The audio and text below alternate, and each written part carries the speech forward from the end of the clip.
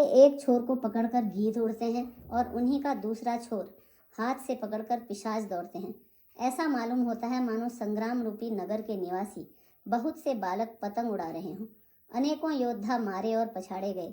बहुत से जिनके हृदय विदीर्ण हो गए हैं पड़े हुए कराह रहे हैं। अपनी सेना को व्याकुल देखकर त्रिशिरा और खरदूषण आदि योद्धा श्री राम जी की ओर मुड़े।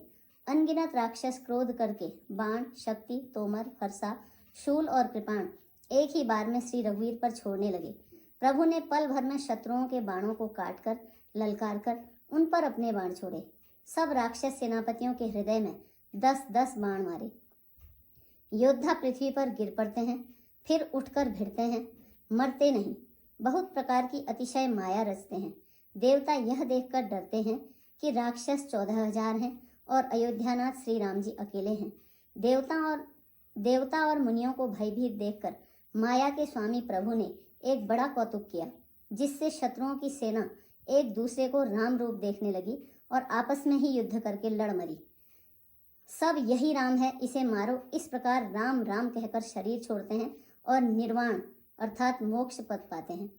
कृपा निधान श्री राम जी ने यह उपाय करके क्षण भर में शत्रुओं को मार डाला। देवता हर्षित होकर फूल बरसाते हैं, आकाश में नगाड़े बज रहे हैं। फिर वे सब स्तुति करके अनेकों विमानों पर सुशोभित हुए चले गए। जब श्री रघुनाथ जी ने युद्ध में शत्रुओं को जीत लिया तथा देवता, मनुष्य और मुनि सबके भय नष्ट हो गए, तब लक्ष्मण जी सीता जी को ले आए। चरणों में पड़ते हुए उनको प्रभु ने प्रसन्नता पूर्वक उठाकर हृदय से लगा लिया। सीता जी श्री राम जी के श्याम और कोमल शरीर को परम प्रेम के साथ देख रही हैं, नेत्र अघाते नहीं हैं। इस प्रकार पंचवटी में बसकर श्री रघुनाथ जी देवताओं और मुनियों को सुख देने वाले चरित्र करने लगे।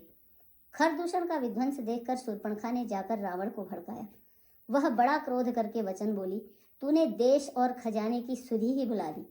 शराब पी लेता है और दिन रात पड़ा सोता रहता है। तुझे खबर नहीं है कि शत्रु तेरे सिर पर खड़ा है। नीति के बिना राज्य और धर्म के बिना धन प्राप्त करने से, भगवान को समर्पण किए बिना उत्तम कर्म करने से और विवेक उत्पन्न किए बिना विद्या पढ़ने से परिणाम में श्रम ही हाथ लगता है।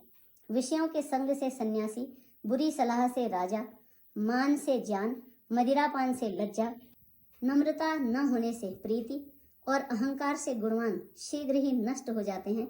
इस प्रकार की नीति मैंने सुनी है।